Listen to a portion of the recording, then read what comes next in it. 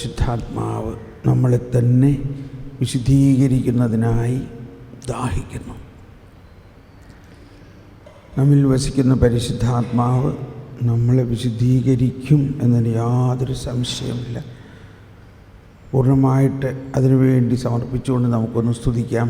പരിശുദ്ധാത്മാവേ, എന്നിൽ വസിക്കുന്ന പരിശുദ്ധാത്മാവേ, സ്വതന്ത്രമായൊന്ന് സ്തുതിക്കാം. ഒന്ന് എഴുന്നേറ്റ് നിന്ന് സ്തുതിക്കാം. Hallelujah, hallelujah. പരിശുദ്ധാത്മാവേ,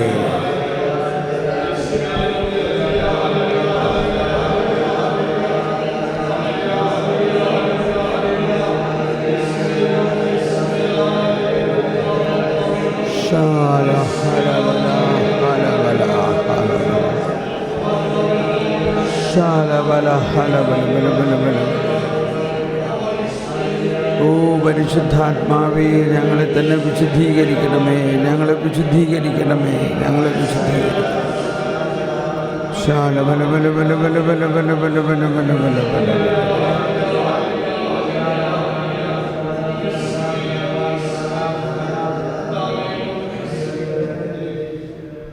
നമുക്കിരിക്കാം. നമ്മുടെ വിശുദ്ധീകരണമാണ് ദൈവം അഭിലഷിക്കുന്നത്. നമ്മളുടെ വിശ്വാസം വർദ്ധിക്കുന്നതിനും നമ്മൾ മധ്യസ്ഥ പ്രാർത്ഥനയിൽ വളരുന്നതിനും ക്രിസ്തീയ ജീവിതത്തിൻ്റെ ഏറ്റവും വലിയ അനുഗ്രഹം വിശുദ്ധിയാണ്. ക്രിസ്തു തൻ്റെ ആത്മാവിനെ നമുക്ക് നൽകി സകല പാപത്തിൽ നിന്നും നമ്മളെ വിശുദ്ധീകരിക്കുന്നു. ഇത് അനുദിനം തുടർന്നു കൊണ്ടുപോകുന്ന ഒരു പദ്ധതിയാകുന്നു. ഈ വിശുദ്ധീകരണം നമ്മുടെ ജീവിതത്തിൽ ജീവിതകാലം മുഴുവൻ നടക്കുന്നു, മരണശേഷം പോലും നടക്കുന്നു. അതാണ് ശുദ്ധീകരണ സ്ഥലം എന്ന് പറയുന്നത്. ഒരു ശാപസ്ഥലമല്ല, മറിച്ച് ദൈവമക്കളെ ഈ ജീവിതത്തിൽ മാത്രമല്ല ഇതിനപ്പുറത്ത് പോലും വിശുദ്ധീകരിക്കാനുള്ള സംവിധാനം കർത്താവ് ഉണ്ടാക്കിയിരിക്കുന്നു. ആ ബോധ്യത്തോടു കൂടി നമ്മുടെ വിശുദ്ധീകരണമാണ്. അതാണ് ഈശോ അപ്പസ്തോലന്മാരുടെ കാല് കഴുകി, അപ്പസ്തോലന്മാരുടെ കാൽക്കലിരുന്നു കൊണ്ട് കാല് കഴുകണം. അവർ പറഞ്ഞു, ഇതെന്തി കാണിക്കുന്നത്? അങ്ങ് ഞങ്ങളുടെ കാല് കഴുകുന്നു. അപ്പോൾ കാല് കഴുകുക എന്ന് പറഞ്ഞാൽ ഇസ്രായേലിലെ ചട്ടമാണ്. ആരെങ്കിലും വീട്ടിൽ വരുന്നുണ്ടെങ്കിൽ ആദ്യം കാല് കഴുകണം. അപ്പോൾ അത് വിശുദ്ധിയുടെ വലിയൊരു പ്രതീകമാണ്. ഒരു കോമൺ സെൻസാണ്. പുറത്തുള്ള അഴുക്ക് മുഴുവൻ അകത്ത് കൊണ്ടുവരുമായിരിക്കും. അങ്ങനെ കാല് കഴുകാൻ അടിമകളെ ഏർപ്പെടുത്തിയിരിക്കുന്നു. ആ അടിമയുടെ വേഷം ധരിക്കുകയാണ് ഈശോ. തൻ്റെ പുറംകുപ്പായം എടുത്ത് മാറ്റി കച്ച കെട്ടി. കേട്ടോ, ആ വാക്കുകളൊക്കെ അടിമകളാണ് ഈ കച്ച കെട്ടുന്നത്. എന്തോ ഒരു വലിയൊരു അടയാളമാണ്. അതുകൊണ്ടാണ് നമ്മൾ കുർബാനയിൽ പ്രാർത്ഥിക്കുന്നത്, അങ്ങ് ദാസൻ്റെയും സൃഷ്ടാവിൻ്റെയും ഉണ്ടോ, സൃഷ്ടാവായ ദൈവം മനുഷ്യനായി അവതരിച്ച് ഒരു ദാസൻ, ഒരടിമയെ പോലെ ആയിക്കൊണ്ട് മനുഷ്യൻ്റെ കാല് കഴുകുന്നു. എക്ലീസിയ യൂക്രിസ്റ്റിയ വിശുദ്ധ കുർബാനയെക്കുറിച്ചുള്ള ചാക്രിക ലേഖനത്തിൽ ജോൺ പോൾ രണ്ടാമൻ പറയുന്നത്, ഓരോ വിശുദ്ധ കുർബാനയിലും അതേ ഈശോ നമ്മളിൽ വന്ന് നമ്മുടെ കാല് കഴുകുന്നു എന്ന പോലെ നമ്മുടെ ജീവിതത്തെ വിശുദ്ധീകരിക്കുന്നു. അതങ്ങ് സ്വീകരിച്ചേ. നമ്മളെന്തെല്ലാം, ഇപ്പം നമ്മുടെ ഒരു കൊച്ച് മുറ്റത്ത് കളിച്ച് ചെളിയായി കരഞ്ഞുകൊണ്ട് വീട്ടിൽ വരാൻ, മമ്മി മോൾ എന്ത് പറ്റിയോ, എൻ്റെ മേല് മുഴുവൻ. മമ്മി ആ കൊച്ചിനെ എടുത്ത് ബാത്റൂമിൽ കൊണ്ടുപോയി കുളിപ്പിച്ച് പൗഡറിട്ട് ക്രീമിട്ട് പുതിയ വസ്ത്രം ധരിപ്പിക്കുന്നു. എന്ന പോലെ പരിശുദ്ധാത്മാവ് നമ്മൾ ഓരോരുത്തരുടെയും ഓരോ ദിവസവും നമ്മളെ വിശുദ്ധീകരിക്കുന്നു. ഓരോ ദിവസവും, ഓരോ മണിക്കൂറും. അത് ഓട്ടോമാറ്റിക് പ്രോസസ്സാണ്. വിശുദ്ധി വിശുദ്ധി വിശുദ്ധിയാം പരിച, അജയ്യമാമൊരു പരിച. വിശുദ്ധി ഒരു പരിച പോലെയാണ്. ജ്ഞാനത്തിൻ്റെ പുസ്തകം 5-ാം അധ്യായം 19-ാമത്തെ വചനമാണ്. വിശുദ്ധി പരിചയാണ്. അപ്പോൾ നമ്മുടെ ജീവിതത്തിൽ നമ്മളെന്തെല്ലാം സംരക്ഷണ പ്രാർത്ഥനകളൊക്കെ എടുത്താലും നമ്മൾ വിശുദ്ധി ഉണ്ടെങ്കിൽ ഒരു സംരക്ഷണത്തിൻ്റെ ആവശ്യമില്ല. Price the Lord. മനസ്സിലാവുന്നുണ്ടോ? എന്ന് വിചാരിച്ചാൽ നമുക്കെപ്പോഴും ബലഹീനതകൾ ഉണ്ടായിക്കൊണ്ടിരിക്കും. ബലഹീനതകൾ ഉണ്ടായിക്കോട്ടെ. അതാണ് പൗലോസ്ലീഹ പറഞ്ഞു, ഇത്രയും വലിയ അപ്പസ്തോലനായിട്ടും ബലഹീനത മാറുന്നില്ല. അപ്പോൾ ഈശോ പറഞ്ഞു, വിഷമിക്കേണ്ട, നിനക്ക് എൻ്റെ കൃപ മതി. അപ്പോൾ നമ്മൾക്ക് ആ കൃപ നമ്മളിൽ എപ്പോഴും ഒഴുകിക്കൊണ്ടിരിക്കുന്നത് പരിശുദ്ധാത്മാവിൻ്റെ പ്രവർത്തനത്തിലൂടെയാണ്. നമ്മൾ ഇന്നലെ ആദ്യത്തെ മണിക്കൂറിൽ തന്നെ പറഞ്ഞു, കൃപ എന്നത് ദൈവീകത മാനുഷികതയിൽ ലയിക്കുന്നതാണ്. വലതുകരം ഉയർത്തിയൊന്ന്. ദൈവികതയാണ് വലതുകരം, ഇടതുകരം മാനുഷികത. കണ്ടോ? ഇനി വലതുകരം താഴോട്ട് വരട്ടെ. കൃപ, ദൈവികത. ഈ പല വിരലുകളുടെ ഉദ്ദേശം തന്നെ പിതാവ്, പുത്രൻ, പരിശുദ്ധാത്മാവ്. പ്രധാനമായിട്ട് ഈ ത്രിത്വൈക ദൈവത്തിലെ 3 ആളുകളും നമ്മളാകുന്ന വ്യക്തിയിലേക്ക് കടന്നു വന്ന് നമ്മളിൽ ലയിച്ച് നമ്മളാകുന്ന ഈ മനുഷ്യ വ്യക്തിയെ ദൈവമകനാക്കി മാറ്റുന്നു, ദൈവീകരിക്കുന്നു. ഒന്നുകൂടി, ദൈവികത മാനുഷികതയിലേക്ക് വന്ന് മാനുഷികതയെ രൂപാന്തരപ്പെടുത്തി ദൈവീകരിച്ച് ദൈവമനുഷ്യനാക്കി മാറ്റുന്നു. ഇതാരുടെ പ്രവൃത്തിയാണ്? മനുഷ്യൻ്റെ പ്രവൃത്തിയാണോ? അല്ല, ദൈവത്തിൻ്റെ പ്രവൃത്തിയാണ്. ജോൺ പോൾ രണ്ടാമൻ മാർപ്പാപ്പയുടെ പരിശുദ്ധാത്മാവിലൂടെയുള്ള വിശുദ്ധീകരണത്തിനെക്കുറിച്ച് പറയുന്ന പ്രബോധനത്തിൽ ഇങ്ങനെ പറയുന്നു, ഈ കൃപ എന്ന് പറയുമ്പോൾ നമുക്ക് ഈ കൃപ എന്ന് പറയുമ്പോൾ ഏതാണ്ട് പാല് പോലെ, അമൃത് പോലെ, തേൻ പോലെ, വെള്ളം പോലെയൊക്കെ എന്തോ ഒഴുകുന്ന മാതിരിയാണ് തോന്നണേ. അതങ്ങനത്തെ ഒരു സാധനമല്ല എന്നാണ് പറയണത്. It is not a thing. Don't think it is something, but it is a person. നമുക്കെപ്പോഴും ഒരു തെറ്റിദ്ധാരണ ഉണ്ടാകാവുന്ന ഒന്നാണ് ഇങ്ങനെയുള്ള പ്രതീകങ്ങളാണെല്ലാം. പ്രതീകങ്ങൾ ഒരു വശത്ത് വിശ്വാസത്തിൽ വളരുമ്പോൾ ഈ പ്രതീകങ്ങളുടെ അന്തരാർത്ഥത്തിലേക്ക് വരണം. കൃപ എന്നത് ത്രിത്വൈക ദൈവത്തിൻ്റെ ആ സാന്ദ്രത മുഴുവനും നമ്മുടെ ആത്മാവിലേക്ക് വരുന്നു. ത്രിത്വൈക ദൈവം ആരാ? വ്യക്തിയാണ്. പിതാവ്, പുത്രൻ, പരിശുദ്ധാത്മാവെന്ന 3 വ്യക്തികൾ. ആ വ്യക്തികളുടെ വ്യക്തിത്വം, ആ 3 വ്യക്തികൾ നമ്മളിൽ നിറയാണ് ചെയ്യണത്. ആ വ്യക്തികൾ ഒന്ന് ചിന്തിച്ച്, it is not a thing. അതൊരു സാധനമല്ല, അതൊരു സബ്സ്റ്റൻസ് അല്ല, പക്ഷേ ദൈവം തന്നെയാണ്. അതാണ് കുർബാനയെല്ലാം ആരംഭിക്കുന്നതിന് മുമ്പ് യേശുക്രിസ്തുവിൻ്റെ കൃപയും പിതാവായ ദൈവത്തിൻ്റെ സ്നേഹവും പരിശുദ്ധാത്മാവിൻ്റെ സംസർഗം, ഈ 3 വ്യക്തികളുടെ വ്യക്തിബന്ധമാണ് നമ്മളിലേക്ക് വരുന്നത്. ആ 3 വ്യക്തികളും സ്നേഹമാണ്. ആ 3 വ്യക്തികളും ദാനമാണ്. ദൈവം ദാനമായിട്ട് ദൈവത്തെ തന്നെ നമുക്ക് തരുന്നു.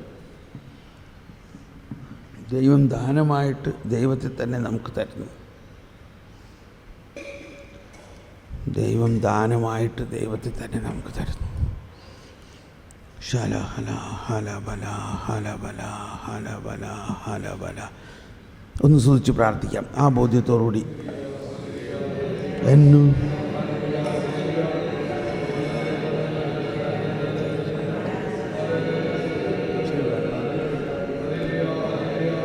എന്നോട് കൃപയുണ്ടാകണമേ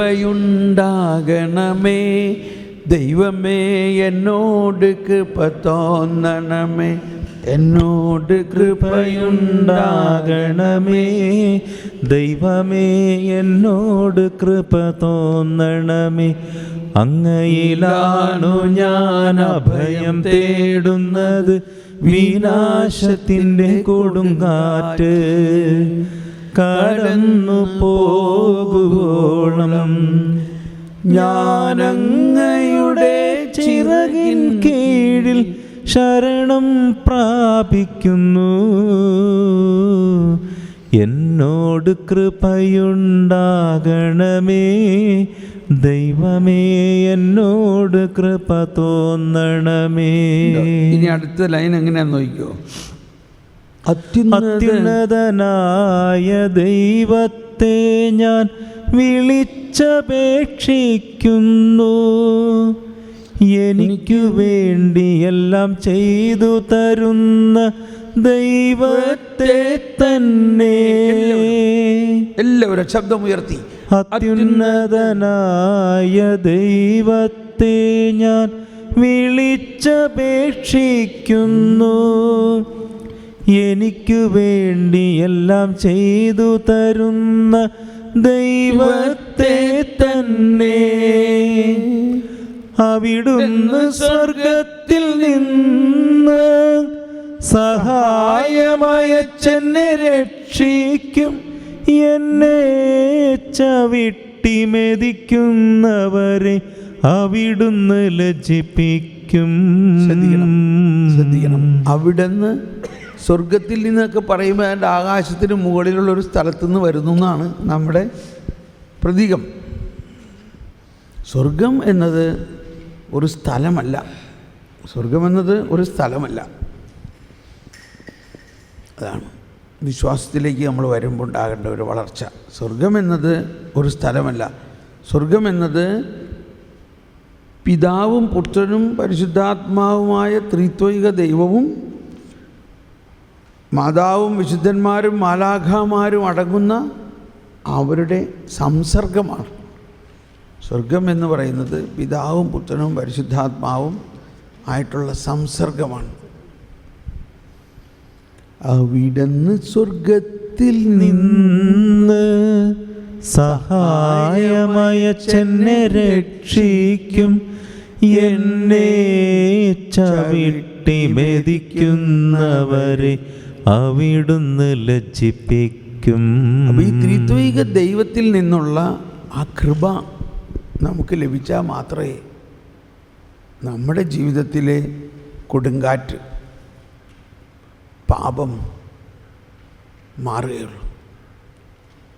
ഇവിടെ അന്ധകാരം ഉണ്ടായിരുന്നു കുറച്ച് മുമ്പ്. അന്ധകാരത്തിനോട് പോകാൻ പറഞ്ഞിട്ട് അന്ധകാരം പോകുന്നുണ്ടോ? ഈ ബട്ടൺ അമർത്തിയപ്പോൾ ലൈറ്റ് വന്നപ്പോൾ അന്ധകാരം പോയി. ഇപ്പം നമ്മൾ ഈ മധ്യസ്ഥ പ്രാർത്ഥനയ്ക്കൊക്കെ നമ്മൾ പ്രാർത്ഥിക്കുമ്പോൾ ബന്ധനം അഴിയട്ടെ, പിശാച് പോട്ടെ, അന്ധകാരം പോട്ടെ എന്ന് പ്രാർത്ഥിക്കുന്ന ഒരു ശൈലിയുണ്ട്, ഉണ്ടല്ലോ. നമ്മളാരെയും കുറ്റം പറയല്ല, നമ്മൾ വിശ്വാസത്തിൽ വളരാനായിട്ട്. എന്നാൽ ആരംഭം മുതലേ, ഉൽപ്പത്തി മുതലേ എന്താ കർത്താവ് പ്രാർത്ഥിക്കുന്ന, അല്ലെങ്കിൽ കർത്താവ് പറയുന്നത് പ്രകാശമുണ്ടാകട്ടെ. അപ്പോൾ പ്രകാശമുണ്ടായപ്പോൾ അന്ധകാരം പോയി. അപ്പോൾ നമ്മുടെ പ്രാർത്ഥനയിൽ പിശാചേ പോ, ബന്ധനം അഴിയൂ, കെട്ടുകൾ പൊട്ടൂ, ഇതെല്ലാം പറയുന്ന ഒരു പ്രാർത്ഥനാ ശൈലി ഉണ്ടെങ്കിൽ അതിനെ വേറൊരുത്തിൽ പ്രാർത്ഥിക്കാം. പ്രകാശം ഉണ്ടാകട്ടെ, പ്രകാശം പടരട്ടെ, സകലതും വിശദീകരിക്കപ്പെടട്ടെ. അപ്പോൾ എന്ത് സംഭവിക്കുന്നു? പ്രകാശം ഉണ്ടാകുമ്പോൾ അന്ധകാരം താനെ പോകുന്നു. അപ്പോൾ നമ്മൾ ആരെ ഫോക്കസ് ചെയ്യേണ്ടത്? പ്രകാശത്തെ. ഈ പ്രകാശം എന്നതാണ് പഴയ നിയമത്തിലായാലും പുതിയ നിയമത്തിലായാലും പ്രധാന ഒരു തീം. യോഹന്നാൻ്റെ സുവിശേഷത്തിൽ എന്താ പറയുന്നത്? അവൻ ആദിയിൽ വചനമുണ്ടായി, വചനം ദൈവത്തോടു കൂടെയായിരുന്നു, വചനം ദൈവമായിരുന്നു, സകലതും അവനിലൂടെ സൃഷ്ടിക്കപ്പെട്ടു, അവനെ കൂടാതെ ഒന്നും സൃഷ്ടിക്കപ്പെട്ടിട്ടില്ല. അത് ലോകത്തിൻ്റെ പ്രകാശമായിരുന്നു. അന്ധകാരത്തിന് പ്രകാശത്തെ കീഴടക്കാൻ പറ്റില്ല. അത് മനുഷ്യരുടെ വെളിച്ചമായിരുന്നു.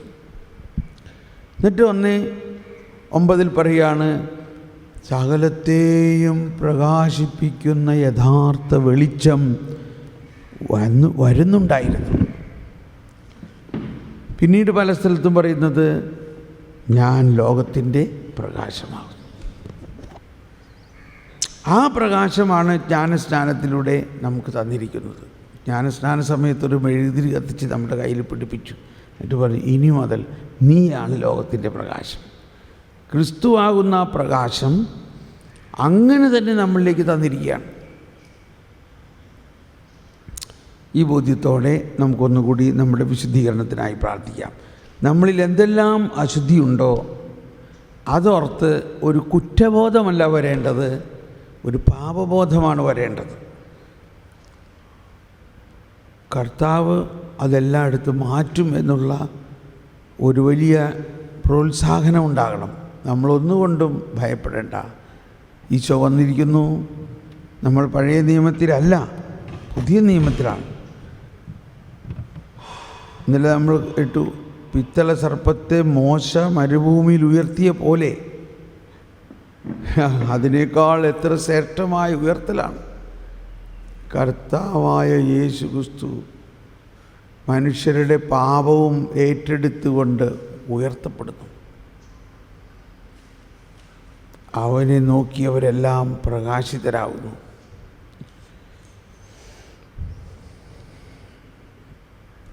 നമ്മുടെ മനസ്സിനെ വിശുദ്ധീകരിച്ചു.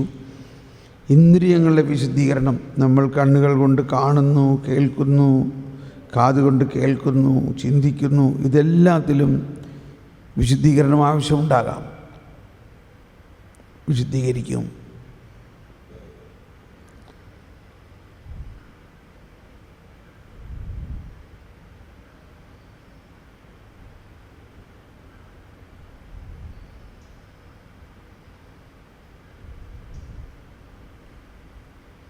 പരിശുദ്ധാത്മാവേ എന്നെ ശുദ്ധീകരിക്കണമേ.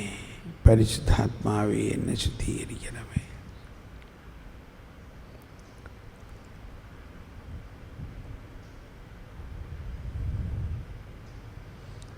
വിശുദ്ധി വിശുദ്ധി വിശുദ്ധിയാം പരിച അജയ്യമാമൊരു പരിച നിർമ്മല ഹൃദയർ ഭാഗ്യവാന്മാർ ദൈവത്തെ അവർ കാണും. വിശുദ്ധി വിശുദ്ധി വിശുദ്ധിയാം പരിച അജയ്യമാമൊരു പരിച നിർമ്മല ഹൃദയർ ഭാഗ്യവാന്മാർ ദൈവത്തെ അവർ കാണും. നിന്നെ വിളിച്ചവൻ പരിശുദ്ധനെങ്കിൽ നീയും പരിശുദ്ധനായിടണം. നിന്നെ വിളിച്ചവൻ പരിശുദ്ധനെങ്കിൽ നീയും പരിശുദ്ധനായിടണം. ഞാൻ നിന്നെ കഴുകിയില്ലെങ്കിൽ നിനക്ക് എന്നോട് പങ്കില്ല. ഞാൻ നിന്നെ കഴുകിയില്ലെങ്കിൽ നിനക്ക് എന്നോട് പങ്കില്ല. വിശുദ്ധി വിശുദ്ധി വിശുദ്ധിയാം പരിച അജയ്യമാമൊരു പരിച നിർമ്മല ഹൃദയർ ഭാഗ്യവാന്മാർ ദൈവത്തെ അവർ കാണും. നമ്മളിങ്ങനെ ഈ മധ്യസ്ഥ പ്രാർത്ഥനയ്ക്കും വിശ്വാസത്തിലുള്ള ജീവിതത്തിനും ഏറ്റവും ആവശ്യമുള്ളത് വ്യക്തിപരമായ പ്രാർത്ഥനയാണ്. സ്നേഹമുള്ളവരെ, ചിലപ്പോൾ എന്നോട് ചോദിച്ചു, ബ്രദർ എങ്ങനെ 25 വർഷമായിട്ട് നിലനിന്ന് പോകുന്നത്? ഞങ്ങളൊക്കെ ഒരു ധ്യാനം കൂടി കുറച്ച് ആളൊക്കെ നല്ല സ്റ്റീമായിരിക്കും, പിന്നെ താഴെ പോവും എന്നൊക്കെ ചിലവരിങ്ങനെ ചോദിക്കാറുണ്ട്. അപ്പോൾ അതിൻ്റെ ഉത്തരം ഇതാണ്. സാധാരണ ഗതിയിൽ 3 മണിക്കൂർ ഞാൻ വ്യക്തിപരമായി പ്രാർത്ഥിക്കും. 3 മണിക്കൂർ, വെളുപ്പിന് 4 മുതൽ 7 മണി വരെ. ചില സമയത്ത് അത്രയില്ലെങ്കിലും 1.5-2 മണിക്കൂർ എങ്ങനെയായാലും പ്രാർത്ഥിക്കും. ചില സമയത്ത് അതിൽ കൂടുതൽ പ്രാർത്ഥിക്കും. ഇതാണ് നമ്മളെ വളർച്ച. ഇത് ശുശ്രൂഷകർ എന്നുള്ള നിലയിൽ. ഇനി ശുശ്രൂഷ ഒന്നുമില്ലാത്തൊരു സാധാരണ വീട്ടമ്മയോ സാധാരണ ക്രിസ്ത്യാനിയാണെങ്കിൽ 1 മണിക്കൂറെങ്കിലും പ്രാർത്ഥിക്കുന്നില്ലെങ്കിൽ നമ്മുടെ ജീവിതം ശുഷ്കിച്ച് ദൈവത്തിൻ്റെ അനുഗ്രഹവും കൃപയും സ്നേഹവും ഒന്നും പുറപ്പെടുവിക്കാൻ പറ്റില്ല.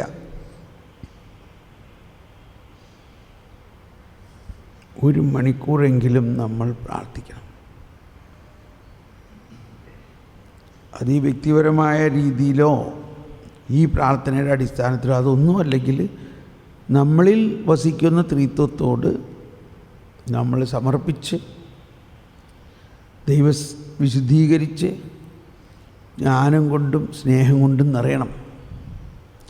ഇപ്പം നമ്മൾ വിശദമായൊരു വിശുദ്ധീകരണമാണ്. കുറേ അങ്ങനെ പ്രാർത്ഥിച്ച് പരിചയിച്ച് കഴിയുമ്പോൾ പിന്നെ ആ വിശദമായ വിശുദ്ധീകരണത്തിന് ആവശ്യം ഉണ്ടാവില്ലായിരിക്കാം.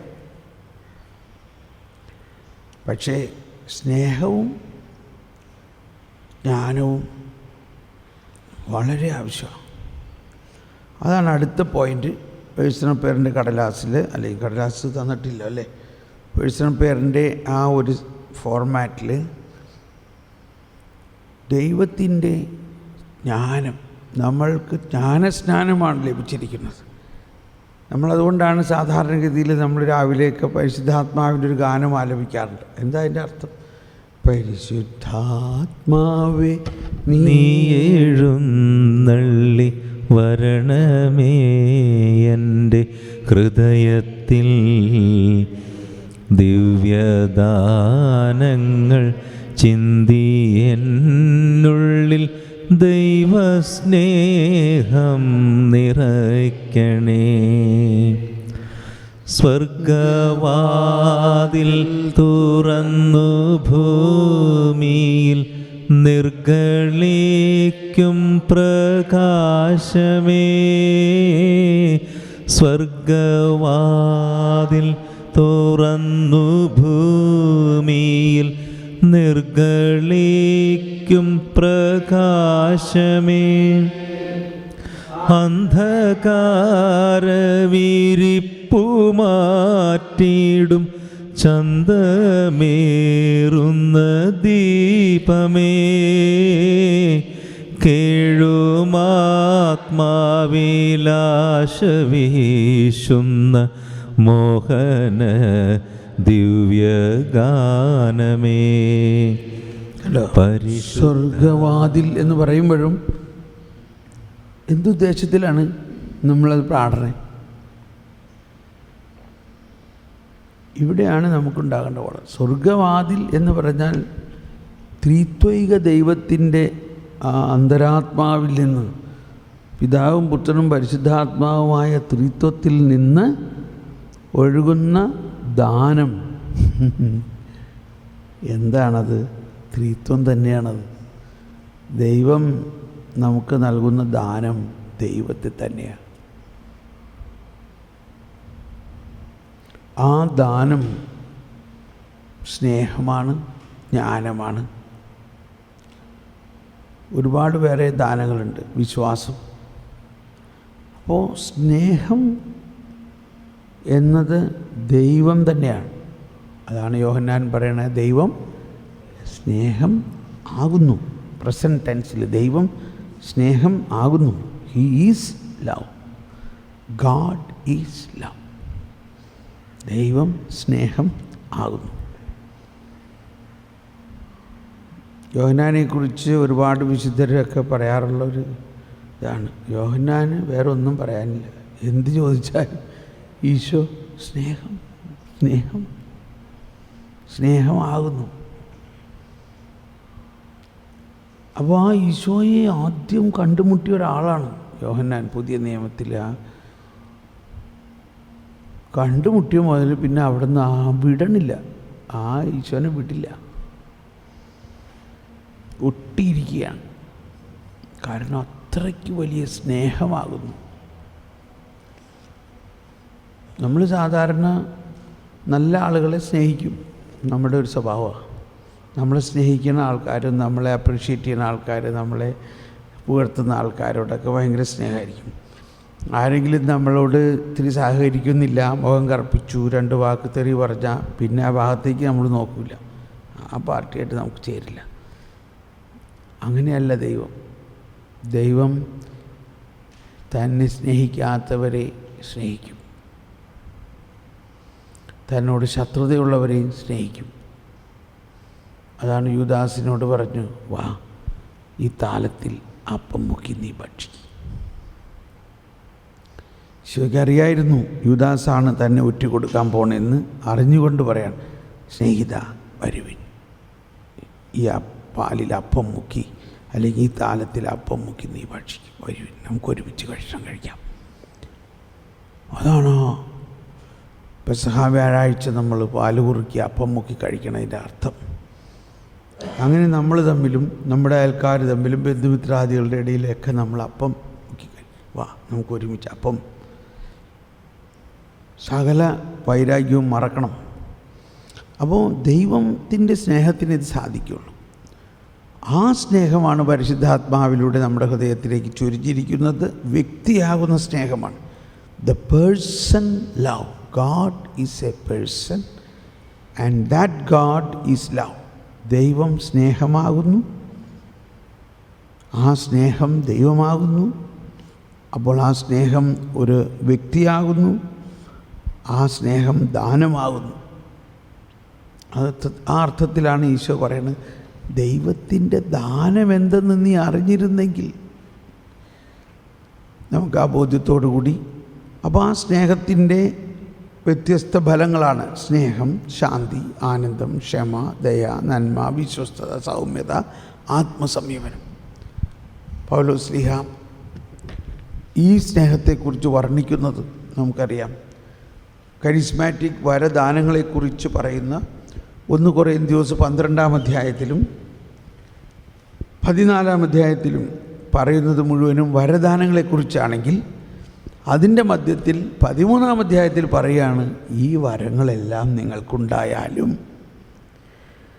നിങ്ങൾ ഭാഷാവരം ഉണ്ടാകാം എന്നല്ല, മാലാഖമാരുടെ ഭാഷയിൽ സംസാരിച്ചാലും, ഞാൻ മനുഷ്യരുടെയും ദൈവദൂതന്മാരുടെയും ഞാൻ മുഴങ്ങുന്ന ചേങ്ങലയോ ചിലമ്പുന്ന കൈത്താളമോ ആണ്.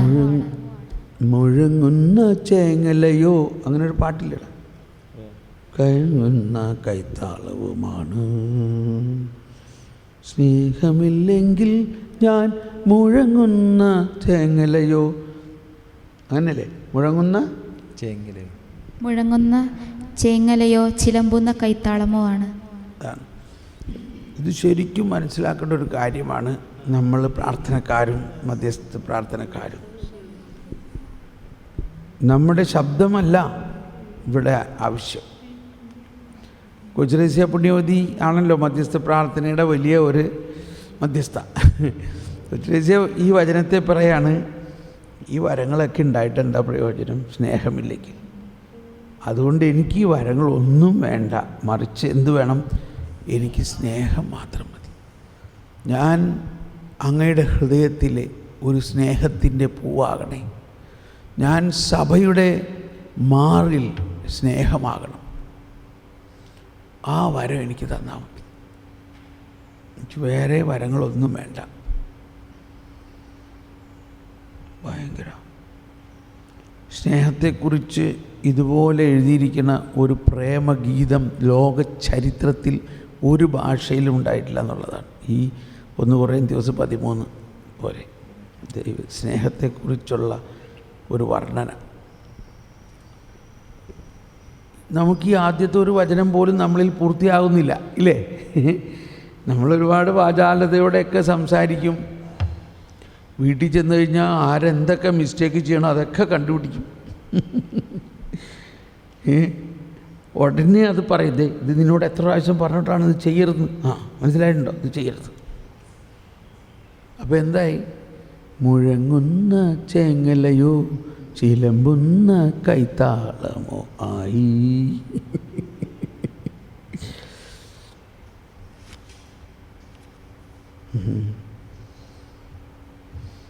മുഴക്കമുണ്ട്, നമുക്ക് നല്ല മുഴക്കമുണ്ട്, ഇല്ലേ? അപ്പോൾ എന്താ ഇല്ലാത്തത് അവിടെ? സ്നേഹം. ഈ ഭാഗത്ത് 16 പോയിൻ്റ് പറയുന്നുണ്ട്, 16 പോയിൻ്റ്. സ്നേഹം എന്തെല്ലാം? സ്നേഹം കോപിക്കുന്നില്ല, സ്നേഹം അസൂയപ്പെടുന്നില്ല, സ്നേഹം മാത്സര്യം പുലർത്തുന്നില്ല.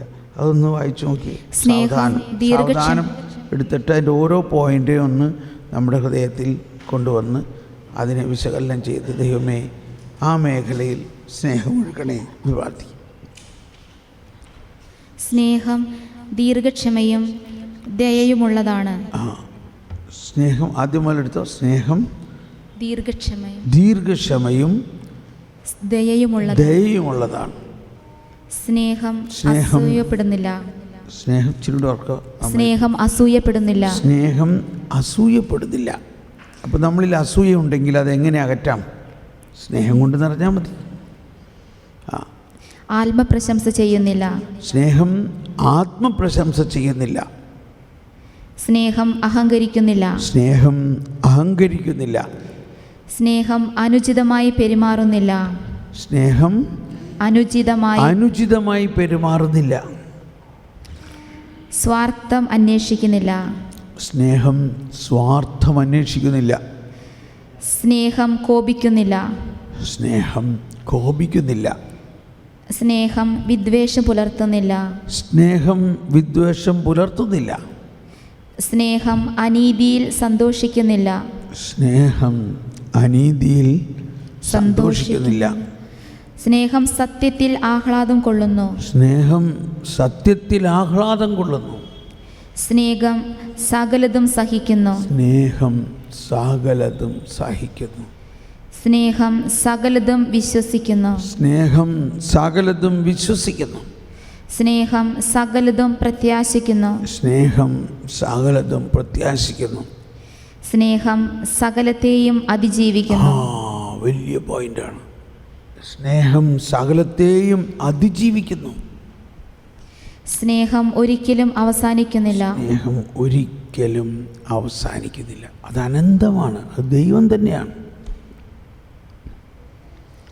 പ്രവചനങ്ങൾ കടന്നുപോകും, ഭാഷകൾ ഇല്ലാതാകും, വിജ്ഞാനം തിരോഭവിക്കും. നമ്മുടെ അറിവും പ്രവചനവും അപൂർണമാണ്. മതി, വരട്ടെ. അപ്പോൾ ഇത്രയും നേരം കേട്ടതിൽ 16 പോയിന്റുകളുണ്ട്. അപ്പോൾ ഈ സ്നേഹം നമ്മളിലേക്ക് അങ്ങ് ഒഴുകുക, സ്നേഹം തന്നെയായ ദൈവം നമ്മളിലുണ്ട് എന്നൊന്ന് വിശ്വസിച്ചേ, എന്നിട്ടൊന്ന് സ്തുതിച്ചേ. പരിശുദ്ധാത്മാവിലൂടെ ദൈവത്തിൻ്റെ സ്നേഹം നമ്മുടെ ഹൃദയത്തിലേക്ക് ചൊരിയപ്പെട്ടിരിക്കുന്നു. ഒന്ന് എഴുന്നേറ്റ് നിന്ന് സ്തുതിച്ച് ആ സ്നേഹം നമ്മളിലങ്ങ് നിറയാൻ വേണ്ടി ദാഹിക്കുക. ഹല്ലേലൂയ. പരിശുദ്ധാത്മാവേ ദൈവസ്നേഹം ഞങ്ങളിൽ നിറയ്ക്കണമേ. ദൈവസ്നേഹം ഞങ്ങളിൽ നിറയ്ക്കണമേ. ഓ പരിശുദ്ധാത്മാവേ, ഈ സ്നേഹം ഞങ്ങളിൽ നിറയ്ക്കണമേ. ദൈവസ്നേഹം ഞങ്ങളിൽ നിറയ്ക്കണമേ. ഓ പരിശുദ്ധാത്മാവേ, ഈ സ്നേഹം ഞങ്ങളിൽ നിറയ്ക്കണമേ. Hallelujah, hallelujah. ദാഹത്തോടെ പരിശുദ്ധാത്മാവേ, ഈ സ്നേഹം ഞങ്ങളിൽ നിറയ്ക്കണമേ.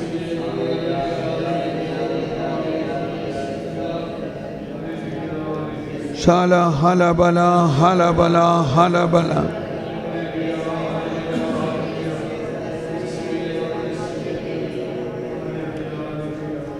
പരിശുദ്ധാത്മാവേ, ദൈവസ്നേഹം ഞങ്ങളിൽ നിറയ്ക്കണമേ. ദൈവസ്നേഹം നിറയ്ക്കണമേ. ഒന്നുകൂടി ഭാഷാവർത്തിൽ പ്രാർത്ഥിച്ചുകൊണ്ട്, ദൈവമേ ആ സ്നേഹം ഞങ്ങളിൽ നിറയ്ക്കണേ. സ്നേഹമില്ലെങ്കിൽ ഞങ്ങളൊന്നുമല്ല. ഞങ്ങളുടെ ജീവിതത്തിലുള്ള എല്ലാ അവസ്ഥകളും, പരാജയങ്ങൾ, കഷ്ടതകൾ, ബുദ്ധിമുട്ടുകൾ, തകർച്ചകൾ, കുടുംബത്തിലുള്ള സമാധാനം, പ്രാർത്ഥനാ ഗ്രൂപ്പിലുള്ള ബന്ധന പ്രശ്നങ്ങൾ എല്ലാത്തിനും കാരണം ഞങ്ങളിൽ സ്നേഹമില്ലാത്തതാണ്. ദൈവമേ, സ്നേഹമെല്ലാം സഹിക്കുന്നു, സ്നേഹമെല്ലാത്തിനെയും അതിജീവിക്കുന്നു. Hallelujah, hallelujah. ജീവജലത്തിൻ അരുവിയായി നിറഞ്ഞു കവിഞ്ഞൊഴുകണമേ, സ്നേഹ അരുവിയായി നിറഞ്ഞു കവിഞ്ഞൊഴുകണമേ. സ്നേഹാഗ്നിജ്വാലയായി എന്നിൽ കത്തിപ്പടരണമേ. സ്നേഹാഗ്നിജ്വാലയായി എന്നിൽ കത്തിപ്പടരണമേ. ജീവജലത്തിൻ അരുവിയായി നിറഞ്ഞു കവിഞ്ഞൊഴുകണമേ. ജീവജലത്തിൻ അരുവിയായി നിറഞ്ഞു കവിഞ്ഞൊഴുകണമേ. സ്നേഹാഗ്നിജ്വാലയായി എന്നിൽ കത്തിപ്പടരണമേ. സ്നേഹാഗ്നിജ്വാലയായി എന്നിൽ കത്തിപ്പടരണമേ. ജീവജലത്തിൻ അരുവിയായി നിറഞ്ഞു കവിഞ്ഞൊഴുകണമേ. ജീവജലത്തിൻ അരുവിയായി നിറഞ്ഞു കവിഞ്ഞൊഴുകണമേ. സ്നേഹാഗ്നിജ്വാലയായി എന്നിൽ കത്തിപ്പടരണമേ. സ്നേഹാഗ്നിജ്വാലയായി എന്നിൽ കത്തിപ്പടരണമേ. ജീവജലത്തിൻ അരുവിയായി നിറഞ്ഞു കവിഞ്ഞൊഴുകണമേ. ജീവജലത്തിൻ അരുവിയായി നിറഞ്ഞു കവിഞ്ഞൊഴുകണമേ. സ്നേഹാഗ്നിജ്വാലയായി എന്നിൽ കത്തിപ്പടരണമേ. സ്നേഹാഗ്നിജ്വാലയായി എന്നിൽ കത്തിപ്പടരണമേ. സ്നേഹാഗ്നിജ്വാലയായി എന്നിൽ കത്തിപ്പടരണമേ. സ്നേഹാഗ്നിജ്വാലയായി എന്നിൽ കത്തിപ്പടരണമേ. സ്നേഹാഗ്നിജ്വാലയായി എന്നിൽ കത്തിപ്പടരണമേ. സ്നേഹാഗ്നിജ്വാലയായി എന്നിൽ കത്തിപ്പടരണമേ. സ്നേഹാഗ്നിജ്വാലയായി എന്നാത്മാവിൽ പടരണമേ. സ്നേഹാഗ്നിജ്വാലയായി എന്നാത്മാവിൽ പടരണമേ. സ്നേഹാഗ്നിജ്വാലയായി എന്നാത്മാവിൽ പടരണമേ. സ്നേഹാഗ്നിജ്വാലയായി എന്നാത്മാവിൽ പടരണമേ. സ്നേഹാഗ്നിജ്വാലയായി എന്നാത്മാവിൽ പടരണമേ. സ്നേഹാഗ്നിജ്വാലയായി എന്നാത്മാവിൽ പടരണമേ. പടരണമേ, എന്നാത്മാവിൽ പടരണമേ. എന്നിൽ വാഴും ആത്മാവേ എന്നാത്മാവിൽ പടരണമേ. സ്നേഹാഗ്നിജ്വാലയായി എന്നാത്മാവിൽ പടരണമേ. സ്നേഹാഗ്നിജ്വാലയായി എന്നാത്മാവിൽ പടരണമേ. എന്നിൽ വാഴും ആത്മാവേ എന്നാത്മാവിൽ പടരണമേ. എന്നിൽ വാഴും ആത്മാവേ എന്നാത്മാവിൽ പടരണമേ. സ്നേഹാഗ്നിജ്വാലയായി എന്നാത്മാവിൽ പടരണമേ. സ്നേഹാഗ്നിജ്വാലയായി എന്നാത്മാവിൽ പടരണമേ. സ്നേഹാഗ്നിജ്വാലയായി എന്നാത്മാവിൽ പടരണമേ. സ്നേഹാഗ്നിജ്വാലയായി എന്നാത്മാവിൽ പടരണമേ. എന്നിൽ കത്തിപ്പടരണമേ. എന്നിൽ കത്തിപ്പടരണമേ. എന്നിൽ കത്തിപ്പടരണമേ. എന്നിൽ കത്തിപ്പടരണമേ. എന്നിൽ കത്തിപ്പടരണമേ. എന്നിൽ കത്തിപ്പടരണമേ. എന്നിൽ കത്തിപ്പടരണമേ. എന്നിൽ കത്തിപ്പടരണമേ. എന്നിൽ കത്തിപ്പടരണമേ. എന്നിൽ കത്തിപ്പടരണമേ. എന്നിൽ കത്തിപ്പടരണമേ. എന്നിൽ കത്തിപ്പടരണമേ. എന്നിൽ കത്തിപ്പടരണമേ. എന്നിൽ കത്തിപ്പടരണമേ. എന്നിൽ കത്തിപ്പടരണമേ. എന്നിൽ കത്തിപ്പടരണമേ. സ്നേഹാഗ്നിജ്വാലയായി എന്നിൽ കത്തിപ്പടരണമേ. സ്നേഹാഗ്നിജ്വാലയായി എന്നിൽ കത്തിപ്പടരണമേ. സ്നേഹാഗ്നിജ്വാലയായി എന്നിൽ കത്തിപ്പടരണമേ. സ്നേഹാഗ്നിജ്വാലയായി എന്നിൽ കത്തിപ്പടരണമേ. എന്നിൽ കത്തിപ്പടരണമേ. എന്നിൽ കത്തിപ്പടരണമേ. എന്നിൽ കത്തിപ്പടരണമേ. എന്നിൽ കത്തിപ്പടരണമേ. എന്നിൽ കത്തിപ്പടരണമേ. എന്നിൽ കത്തിപ്പടരണമേ. എന്നിൽ കത്തിപ്പടരണമേ. എന്നിൽ കത്തിപ്പടരണമേ. എന്നിൽ കത്തിപ്പടരണമേ. എന്നിൽ കത്തിപ്പടരണമേ. എന്നിൽ കത്തിപ്പടരണമേ. എന്നിൽ കത്തിപ്പടരണമേ. എന്നിൽ കത്തിപ്പടരണമേ. എന്നിൽ കത്തിപ്പടരണമേ. ആലാ ആലാ ആലാ ആലാ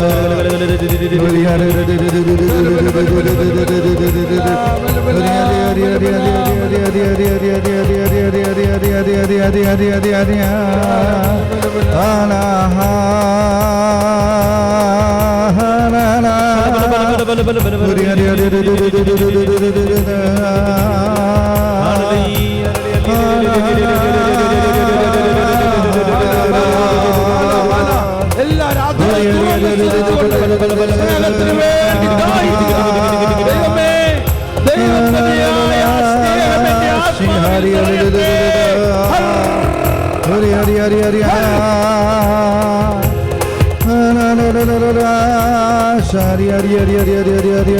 പരിശുദ്ധാത്മാവേ,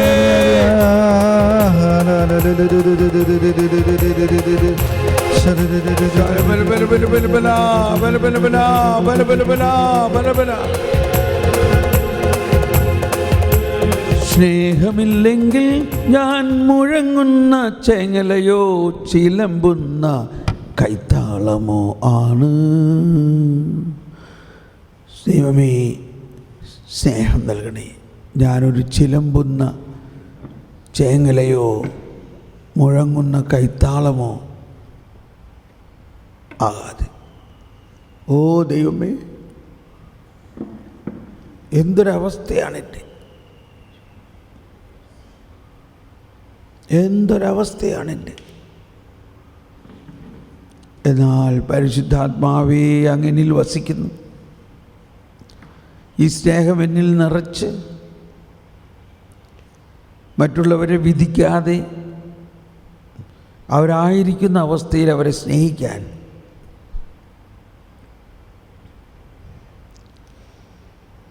അങ്ങനെ സ്നേഹിക്കുമ്പോൾ തന്നെ നമ്മളിലൂടെ ദൈവം അവരിലേക്ക് ഒഴുകുന്നു. സ്നേഹം എല്ലാം സഹിക്കുന്നു. സ്നേഹം എല്ലാത്തിനെയും അതിജീവിക്കുന്നു.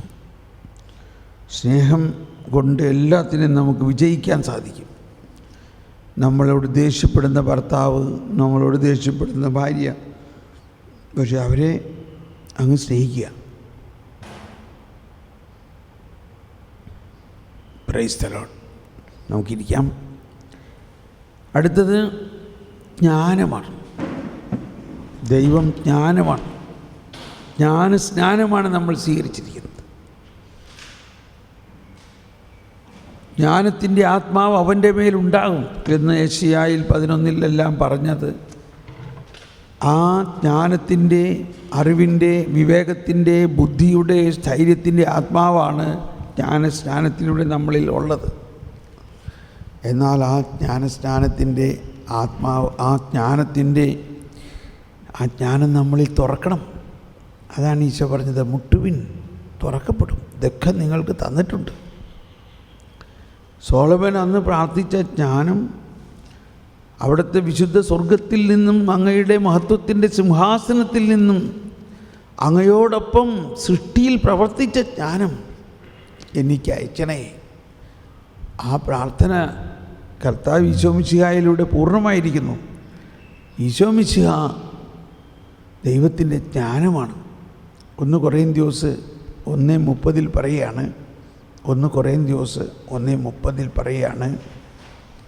1 കൊറിന്ത്യോസിൻ്റെ 13-ാം അധ്യായത്തിൽ സ്നേഹത്തെക്കുറിച്ച് പറയുന്നതിന് മുൻപ് 31-ാം അധ്യായത്തിൽ തന്നെ പറയുന്നത് യേശുക്രിസ്തുവിലുള്ള നിങ്ങളുടെ ജീവിതത്തിൻ്റെ ഏറ്റു പറഞ്ഞുകൊണ്ട് യേശുക്രിസ്തുവിലുള്ള നിങ്ങളുടെ ജീവിതത്തിന്റെ ഉറവിടം അവിടുന്നാണ്. ദൈവം അവനെ നമുക്ക് ജ്ഞാനവും നീതിയും വിശുദ്ധീകരണവും പരിത്രാണവും ആക്കിയിരിക്കുന്നു. ഒന്നെല്ലാവരും ഒന്നുകൂടി ഏറ്റു പറഞ്ഞത്, യേശുക്രിസ്തുവിലുള്ള നിങ്ങളുടെ ജീവിതത്തിന്റെ ഉറവിടം അവിടുന്നാണ്. ദൈവം അവനെ നമുക്ക് ജ്ഞാനവും നീതിയും വിശുദ്ധീകരണവും പരിത്രാണവും ആക്കിയിരിക്കുന്നു. ഇതാണ് യേശുക്രിസ്തു ദൈവത്തിന്റെ ജ്ഞാനമാണ്. ഇതേ അധ്യായത്തിൽ 24-ാമത്തെ വചനത്തിൽ പറയുന്നുണ്ട്. 1:24 എന്താ പറയുന്നത്? വിളിക്കപ്പെട്ടവർക്ക് യഹൂദരോ ഗ്രീക്കുകാരോ ആകട്ടെ ക്രിസ്തു ദൈവത്തിന്റെ ശക്തിയും ദൈവത്തിന്റെ ജ്ഞാനവും ക്രിസ്തു. അപ്പോൾ ജ്ഞാനസ്നാനമാണ് നമ്മൾ സ്വീകരിച്ചിരിക്കുന്നത്. അപ്പോൾ ജ്ഞാനസ്നാനത്തിലൂടെ നമുക്ക് എന്ത് കിട്ടി? ജ്ഞാനം കിട്ടി. ഈ ജ്ഞാനം ആദിമാതാപിതാക്കൾക്കുണ്ടായിരുന്നില്ല. അതുകൊണ്ടാണ് അവർ ജ്ഞാനത്തിൻ്റെ വൃക്ഷത്തിൻ്റെ ഫലം ഭക്ഷിച്ചത്. അറിവിൻ്റെ നന്മ തിന്മകളുടെ അറിവാണ് ജ്ഞാനം. പക്ഷെ അത് നമ്മളുടെ അകത്ത് ഇങ്ങനെ സ്റ്റോർ ചെയ്യുന്നതല്ല. അത് ദൈവവുമായിട്ടുള്ള സമ്പർക്കത്തിലൂടെയാണ്, ദൈവവുമായിട്ടുള്ള സംസർഗത്തിലൂടെയാണ്. അപ്പോൾ അടുത്ത ആഴ്ച നമ്മുടെ ജീവിതത്തിൽ എന്ത് സംഭവിക്കുമെന്ന് ഇവിടെ ഇരിക്കുന്ന ആർക്കെങ്കിലും അറിയോ? എന്നാൽ കർത്താവിനറിയോ? അറിയാം. പക്ഷേ നമ്മൾക്കത് ഇപ്പം തന്നെ കർത്താവ് തരണമെന്നില്ല. കാരണം കർത്താവ് നമ്മളെ നയിക്കും. അതാണ് ഇടയൻ ആട് എന്ന പ്രതീകം. കർത്താവാണ് എൻ്റെ ഇടയൻ, എനിക്കൊന്നിനും കുറവുണ്ടാകുകയില്ല. പച്ചയായ പുൽത്തകിടിയിൽ അവൻ നമ്മളെ നയിക്കും. ഈ പച്ച പുൽത്തകിടി എന്ന് പറയുന്നത് ദൈവത്തിൻ്റെ വചനത്തിൻ്റെ സമ്പുഷ്ടതയാണ്. ജലാശയത്തിലേക്ക് നയിക്കും, പരിശുദ്ധാത്മാവിലേക്കാണ്. ഇനി ഇരുള് അടഞ്ഞ താഴ്വരകളിലൂടെ പോയാലും നമുക്കൊന്നും പറ്റില്ല. എന്തുകൊണ്ടാണ്? കർത്താവ് നമ്മുടെ കൂടെയുള്ളത്. അപ്പോൾ ഇടയൻ ആടെന്നുള്ള പ്രതീകം വളരെ വലിയ പ്രതീകമാണ്. ആടൊന്നും അറിയണ്ട, ഇടയൻ്റെ പുറകെ അങ്ങ് പോയാൽ മതി, ഇടയൻ്റെ ഒച്ച ശ്രമിച്ചാൽ മതി. അതൊരു ജ്ഞാനമാണത്. അപ്പോൾ ഈ ജ്ഞാനം നമ്മളിൽ പരിശുദ്ധാത്മാവിലൂടെ നൽകിയിരിക്കുന്നു. അതാണ് ആത്മാവിൻ്റെ ദാനങ്ങൾ. ഈ ആത്മാവിൻ്റെ ദാനങ്ങൾ പഴയ നിയമത്തിൽ അധികം ആർക്കും കൊടുത്തിട്ടില്ല. ഇത് പുതിയ നിയമത്തിൽ കർത്താവ് ഈശോ മിശിഹായെ സ്വീകരിക്കുന്നവർക്ക് മാത്രമേ ഇത് കിട്ടുള്ളൂ. അതാണ് അവനെ സ്വീകരിച്ചവരും അവനിൽ വിശ്വസിക്കുന്നവർക്കും ദൈവ മക്കളാകാനുള്ള കഴിവ് നൽകി. അത് ഇംഗ്ലീഷിൽ പറയുന്നത് they received the power to become children of God. ദൈവമക്കളാകാനുള്ള ശക്തി നൽകി. ആ ദൈവമക്കൾക്ക് ദൈവത്തിൻ്റെ സ്വഭാവമുണ്ടാകും, ദൈവത്തിൻ്റെ ജ്ഞാനമുണ്ടാകും.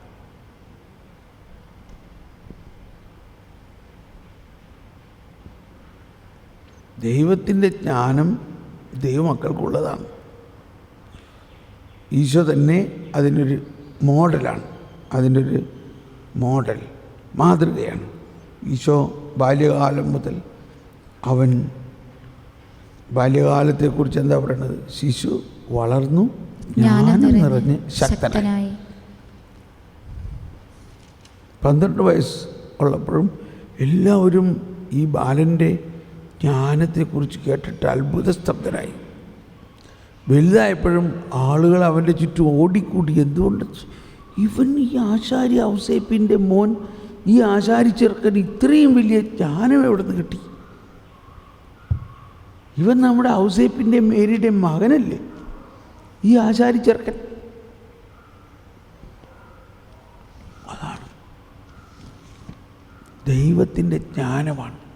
അപ്പോൾ കർത്താവിൻ്റെ ആത്മാവ് എൻ്റെ മേലുണ്ട്, കർത്താവിൻ്റെ ആത്മാവ് അവൻ്റെ മേലുണ്ട്. ആ ആത്മാവ് എന്താ? ജ്ഞാനത്തിൻ്റെയും വിവേകത്തിൻ്റെയും ആത്മാവ്, ഉപദേശത്തിൻ്റെയും ശക്തിയുടെയും ആത്മാവ്, അറിവിൻ്റെയും ദൈവഭക്തിയുടെയും. ഈ ആത്മാവിൻ്റെ ദാനങ്ങൾ നമ്മൾ ഇവിടെ ഇരിക്കുന്ന ആളുകൾക്കെല്ലാം ജ്ഞാനസ്നാനത്തിലൂടെയും സ്ഥൈര്യലേപനത്തിലൂടെയും കിട്ടിയിട്ടുണ്ടോ? ഉണ്ടോ? ഒന്ന് പറഞ്ഞേ, ഉണ്ടോ? എന്നിട്ട് ആ പെട്ടി നമ്മൾ തുറന്നിട്ടുണ്ടോ? സത്യം പറഞ്ഞ്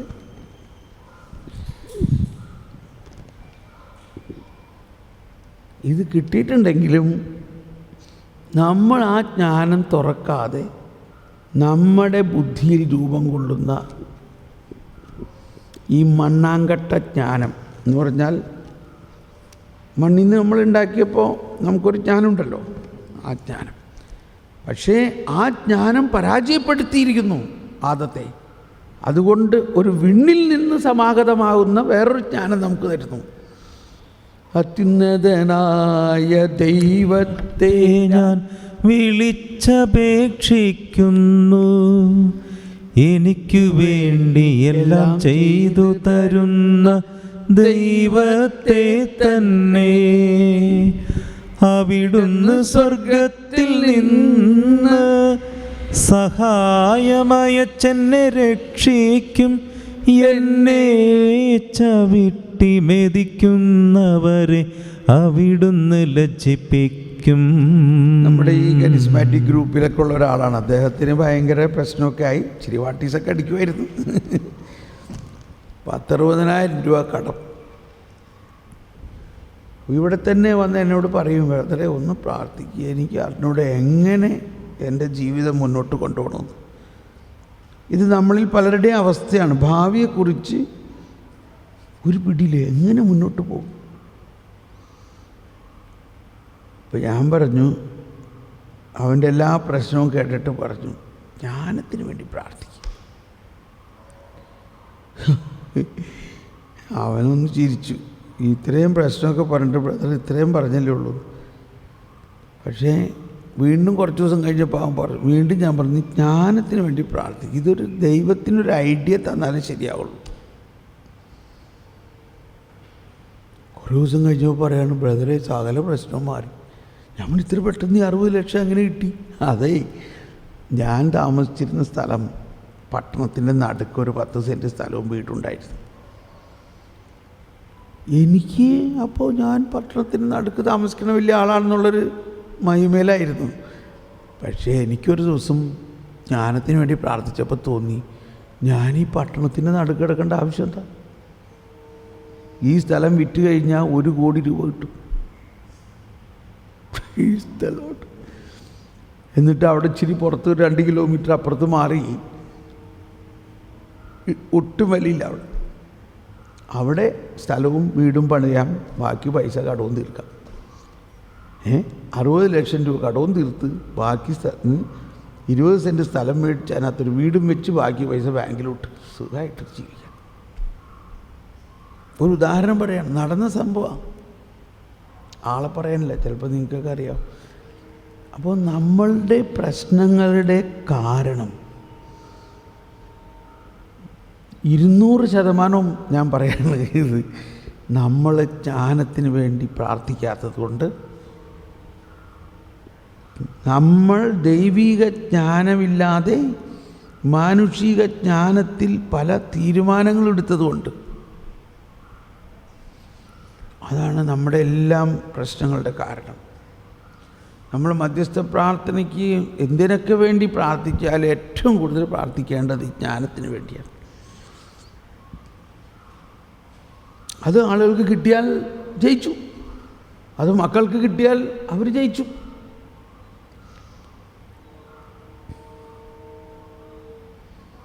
അപ്പോൾ അതാണ് ഈശോ തന്നെ പറഞ്ഞത്. സ്വർഗസ്ഥനായ പിതാവേ എന്നുള്ള പ്രാർത്ഥന പഠിപ്പിച്ചതിൻ്റെ അവസാനം ഈശോ പറയാണ് ലൂക്ക 11 പ്രാർത്ഥിക്കാൻ പഠിപ്പിക്കണേ എന്ന് അവർ പറഞ്ഞു. അവസാനം ഈശോ അവരോട് എന്താ പറഞ്ഞേ? പ്രാർത്ഥിക്കാനൊക്കെ പഠിപ്പിച്ച് അവസാനം വന്നപ്പോൾ പറയാണ് 11:30-31 പറയാണ്, വായിച്ചോ. ലൂക്ക 11:31-30. ദക്ഷിണദേശത്തെ രാജ്ഞി വിധി ദിനത്തിൽ ഈ തലമുറയിലെ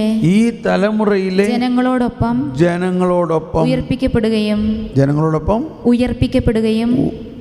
ഇതിനെ കുറ്റം വിധിക്കുകയും ചെയ്യും. എന്തെന്നാൽ സോളമന്റെ വിജ്ഞാനം ശ്രവിക്കാൻ അവൾ ഭൂമിയുടെ അതിർത്തിയിൽ നിന്ന് വന്നു. എന്നാൽ ഇതാ ഇവിടെ സോളമനേക്കാൾ വലിയവൻ. കണ്ടോ എന്ന് പറഞ്ഞ ആ പ്രബോധനം അവിടെ നിർത്തി.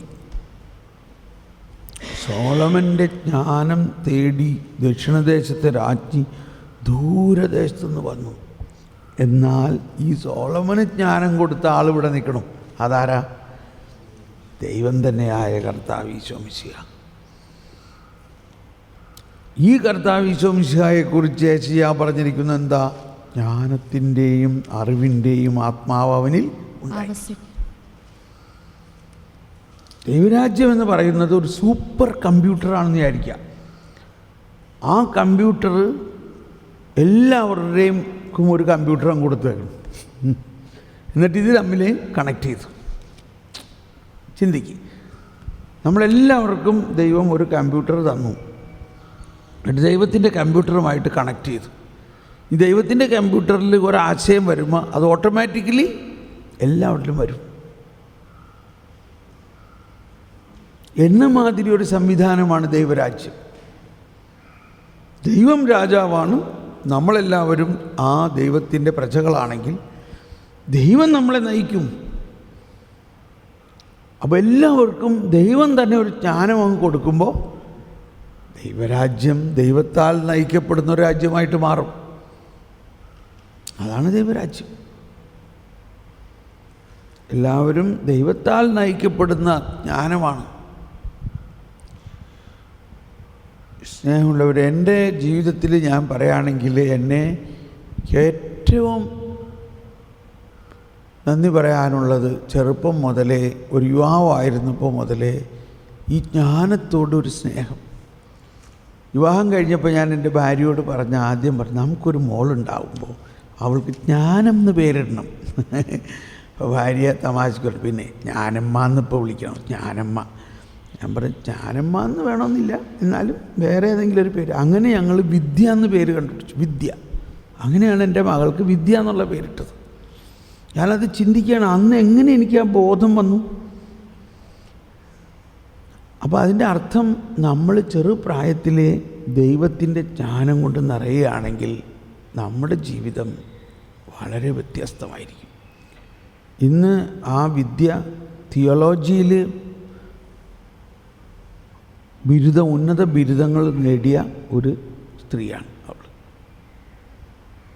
നമ്മൾ സാധാരണ മക്കളെ തിയോളജി വല്ലതും പഠിപ്പിക്കുമോ? തിയോളജി പഠിപ്പിച്ചിട്ട് എന്ത് കിട്ടാൻ? നമ്മൾ ഡോക്ടറാകണം, എൻജിനീയർ ആകണം, കമ്പ്യൂട്ടർ സയൻസ് പഠിപ്പിക്കണം. അറ്റ്ലീസ്റ്റ് ഒരു ടീച്ചറെങ്കിലും ആകുകയാണെങ്കിൽ പെൻഷൻ കിട്ടുമല്ലോ. ഇത് ജീവിതകാലത്തെ വരുമാനത്തെക്കുറിച്ചല്ല മനുഷ്യനിപ്പോൾ ചിന്തിക്കുന്നത്. റിട്ടയർമെൻറ്റ് കഴിഞ്ഞിട്ട് എങ്ങനെ ജീവിക്കും എന്നുള്ളതാണ് മനുഷ്യൻ്റെ ചിന്ത മുഴുവനും. ഇതുണ്ടോ, വചനപ്രഘോഷകനാണ് ഞാൻ, എനിക്ക് വല്ല റിട്ടയർമെൻറ്റും ഉണ്ടോ? റിട്ടയർമെൻറ്റേ ഇല്ല നമുക്ക്. മനുഷ്യൻ ചിന്തിക്കുന്നത് കണ്ടോ? പഠിക്കാൻ കോളേജിൽ വിടുമ്പോഴേ ചിന്തിക്കും, ഇന്നത് പഠിക്കുകയാണെങ്കിൽ ഇന്ന ജോലി കിട്ടും, ഇന്ന ജോലി കിട്ടുകയാണെങ്കിൽ പെൻഷൻ കിട്ടും, അപ്പം നിൻ്റെ ജീവിതം സുഖമാവും. ഞാൻ എൻ്റെ ജീവിതത്തിൽ ഒരിക്കലും പെൻഷനെക്കുറിച്ച് ചിന്തിച്ചിട്ടില്ല. എനിക്കറിഞ്ഞൂടാ. എനിക്ക് നല്ല ബോധ്യമാണ് കർത്താവ് എന്നെ കയ്യിൽ നടത്തും എന്നുള്ളത്.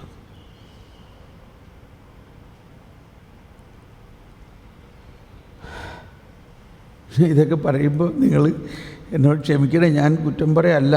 നമ്മൾ ഇതൊക്കെ കേൾക്കുമ്പോൾ ഈ കേരളത്തിലെ സാക്ഷരതയിൽ ഒരു വ്യത്യാസം വരണമെന്ന് തോന്നുന്നുണ്ടോ ഇല്ലയോ?